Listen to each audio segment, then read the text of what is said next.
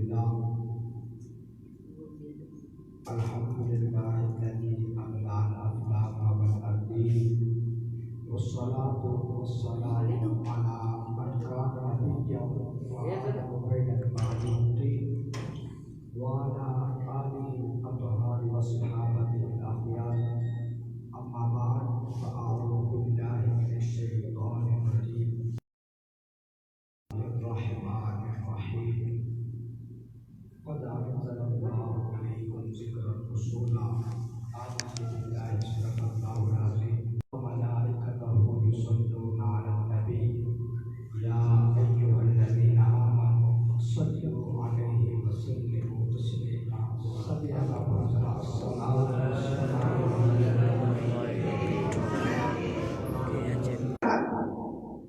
लेकिन इन तीनों जिक्रों में फर्क है। नमाज एक ऐसा जिक्र है जिसको बंदे तो पढ़ते हैं, खुदा नहीं पढ़ता। कुरान ऐसा जिक्र है जिसकी तिलावत बंदे करते हैं, खुदा नहीं करता। बंदे भी कर रहे हैं, परवरदिगार भी कर रहा है। मुस्तफा का जिक्र वो जिक्र है जिसको बंदे भी करते हैं, और हर जिक्र या तो ज़मान का कैद होता है या मकान का कैद होता है। अल्लाह ने फरमाया, ओ मेरे मुस्तफा, अगर फजर की नमाज मेरा जिक्र है ना, तो फजर की नमाज अपने वक्त में है। वो 24 घंटे के बाद आएगी। इस खतरे सवा का जिस चीज को तू सवा करेगा वो जनाब सदका तो हो सकता है, खैरात तो हो सकती है, कुर्बानी नहीं हो सकती। अल मुख्तसर हर जिक्र या तो ज़मान का कैद होता है या मकान का कैद होता है, लेकिन मेरे रसूल का जिक्र है ना तो ज़मान का कैद है ना मकान का कैद है। जिस वक्त देखो मुस्तफा के जिक्र को, जिस वक्त भी करो, अल्लाह तबारक व तआला कबूल फरमाएगा। जब चाहे तुम जिक्र करो। एक बंदा ना हजरत शाह अब्दुल अजीज मुहद्दिस देलवी के पास आया। शाह अब्दुल अजीज मुहद्दिस देलवी से पास आया और ईसाई था। आकर कहने लगा, हुजूर, एक बंदा लेटा हुआ सो रहा है और दूसरा बंदा उसके पास बैठा है, जाग रहा है। आपने अगर रास्ता पूछना है तो किससे पूछेंगे? अब आपको ये समझ नहीं आई, इसकी थोड़ी सी वजाहत करता हूं। हमारे नबी को उसने कहा कि सोया हुआ, और अपने नबी हजरत ईसा अलैहिस्सलाम को कहा कि वो पास बैठे जाग रहे हैं।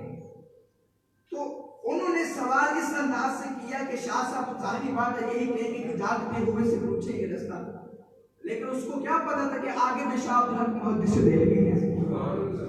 कहने लगा, हुजूर, एक बंदा सोया हुआ, दूसरा बंदा पास बैठा जाग रहा है, आपने रास्ता पूछना तो किससे पूछेंगे? आगे शाह साहब बोले, फरमान लगे, ओ कमले इंसान, ये जो सोए हुए के पास बैठा जाग रहा है, इसको तो रास्ते का पता होगा, यहाँ पर बैठता ही क्यों? अगर इसी रास्ते का पता होगा, यहाँ पर बैठता क्यों? मेरे मुस्तफा तो नबियों के नबी है। हजरत आदम अलैहिस्सलाम इस्तिगरा की हालत में नमाज को कलमा शरीफ पढ़ रहे हैं और पढ़ रहे हैं, ला इलाहा इल्लल्लाह मुहम्मदुर रसूलुल्लाह। सब रसूलुल्लाह। एक महफिल के अंदर एक मर्तबा नबी अलैहिस्सलाम की ज़ात अक़दस पर दुरूद पाक पढ़ना ये वाजिब है, और जिंदगी में एक मर्तबा दुरूद सलाम पढ़ना ये फर्ज है। सब पढ़ो जरा सल्लल्लाहु अलैहि वसल्लम। अब हजरत आदम अलैहिस्सलाम, ये भी शाह मुहद्दिस देलवी ने लिखा है। आप फरमाते हैं कि हजरत आदम अलैहिस्सलाम बैठे थे इस्तिगरा की हालत में, कलमा पढ़ रहे थे, ला इलाहा इल्लल्लाह मुहम्मदुर रसूलुल्लाह, ला इलाहा इल्लल्लाह मुहम्मदुर रसूलुल्लाह, ला इलाहा इल्लल्लाह मुहम्मदुर रसूलुल्लाह। वहां से एक बेटा गुजरा, उसने कहा, अब्बा जान, हमें कहते हैं पढ़ो ला इलाहा इल्लल्लाह, आदम सफीउल्लाह, खुद क्या पढ़ रहे हैं? उस्ताद लाख लाख हमें कहते हैं पढ़ो ला इलाहा इल्लल्लाह, आदम सफीउल्लाह, खुद पढ़ रहे मुहम्मदुर रसूलुल्लाह। ये कौन सी बात हुई? चल खोलो। जब हजरत आदम अलैहिस्सलाम इस बेरा की हालत से बाहर आए ना, तो आपने अपने बेटे को देखा, तो बेटा कहने लगा, अब्बा जान, हमें कहते हैं पढ़ो ला इलाहा इल्लल्लाह, आदम सफीउल्लाह, खुद पढ़ रहे हैं ला इलाहा इल्लल्लाह मुहम्मदुर रसूलुल्लाह। फरमाया, मेरे बेटा खामोश हो जा, मैं तुम्हारा नबी हूँ, इसलिए तुम मेरा कलिमा पढ़ते हो, वो मेरा नबी है इसलिए मैं उसका कलिमा पढ़ रहा हूँ। मैं तुम्हारा नबी हूँ इसलिए तुम मेरा कलिमा पढ़ते हो, मेरे नबी तो नबियों के नबी हैं। और हुजूर के जिक्र को कद अंज़लल्लाहु इलैकुम ज़िक्र रसूला, मुस्तफा ने आपके जिक्र को नाज़िल किया है। जिक्र हमेशा मिटता उसका है जो खुद मिट जाए। जिक्र हमेशा मिटता उसका है जो खुद मिट जाए। आप ना के लाल ना तो खुद मिटा है ना तेरा जिक्र मिटा है। आप जहां पर चाहे हुजूर के जिक्र को देख सकते हैं। कुरान मुस्तफा हमने आपके जिक्र को बुलंद किया है, रसूलुल्लाह हमने आपके जिक्र को बुलंद किया है, आपके शान और शौकत के साथ बुलंद किया। अब आपको हदीस से बात सुनाता हूँ। अशिफा के अंदर काजी अय्याज मालिकी लिखते हैं, फरमाया हदीस कुदसी नकल फरमाई, मेरे रब ने फरमाया ओ मेरे मुस्तफा व इज़ा ज़ुकिरता नहीं, जहाँ तक मेरा जिक्र होगा, जहाँ जहाँ मेरा जिक्र होगा, मेरे जिक्र के साथ तेरा जिक्र होगा। मेरे रब ने फरमाया मुस्तफा अगर इब्राहिम की जुबान पे मेरा जिक्र होगा, इब्राहिम की जुबान पे जिक्र तेरा भी होगा। अगर इस्माइल की जुबान पे जिक्र मेरा होगा, इस्माइल की जुबान पर जिक्र तेरा भी होगा। अगर ज़करिया मेरा जिक्र करेंगे, ज़करिया जिक्र तेरा भी करेंगे। अगर यहया मेरा जिक्र करेंगे, यहया जिक्र तेरा भी करेंगे। और मेरे सोहने हबीब अगर फर्द वाहिद मेरा जिक्र करेगा, थोड़ी बैटरी आ गई है, तेरा भी करेगा। अगर कोई मेरा जिक्र करेगा, किसी पंडाल में मेरा जिक्र होगा, वो पंडाल जिक्र तेरा भी करेगा। किसी गली में मेरा जिक्र होगा, गली में जिक्र तेरा भी होगा। और मेरे सोहना हबीब मैंने कहा नहीं, मेरे जिक्र को बुलंद किया। अगर नबियों ने जिक्र किया मेरा, वो नबी जिक्र तेरा भी कर रहे थे। अगर नबूवतों ने, नबियों ने, रसूलों ने मेरा जिक्र किया, वो रसूल जिक्र तेरा भी कर रहे थे। और मेरे मुस्तफा अगर सिद्दीक की सदाकत में मेरा जिक्र होगा, सिद्दीक की सदाकत में जिक्र तेरा भी होगा। अगर फारूक की अदालत में मेरा जिक्र होगा, फारूक की अदालत में जिक्र तेरा भी होगा। अगर अली की शुजाअत में मेरा जिक्र होगा, अली की शुजाअत में जिक्र तेरा भी होगा। और मेरे सोहना हबीब जहाँ जहाँ मेरा जिक्र होगा, मेरे जिक्र के साथ तेरा भी जिक्र होगा।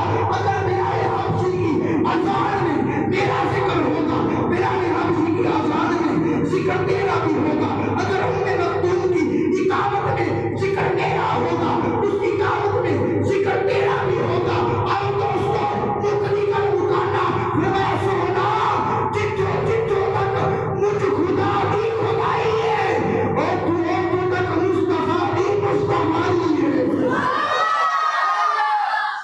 नारे तकबीर, नारे रिसालत, नारे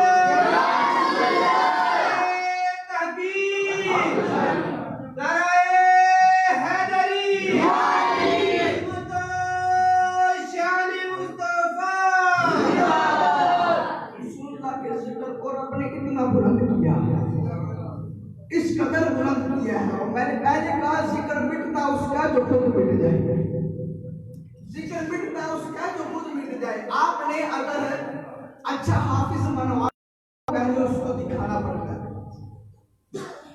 आपने अगर तरावी के लिए वो हाफिज लेकर आना है, तो आपको पहले दिखाना पड़ेगा कि ये हाफिज आ गया।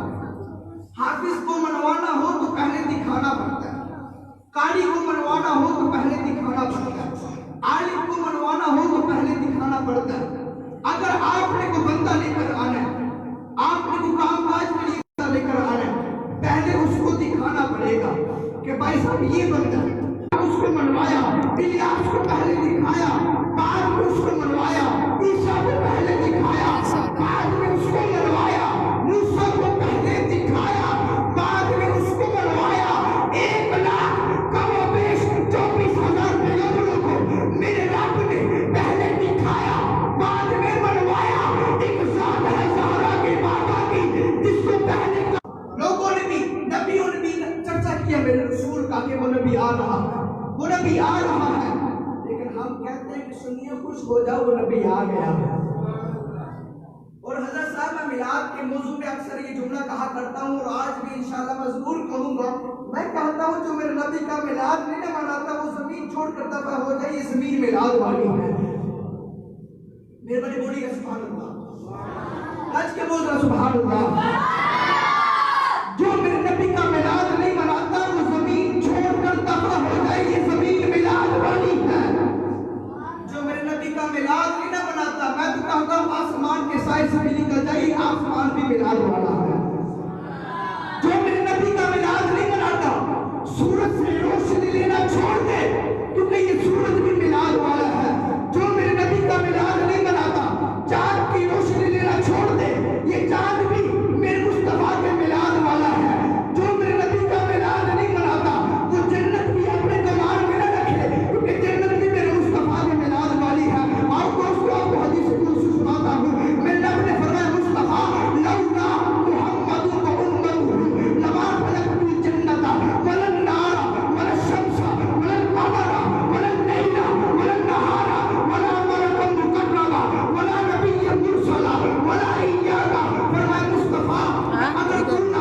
चलन दी है। उम्मत ना होती, मैंने ये जन्नत को ना बनाया होता।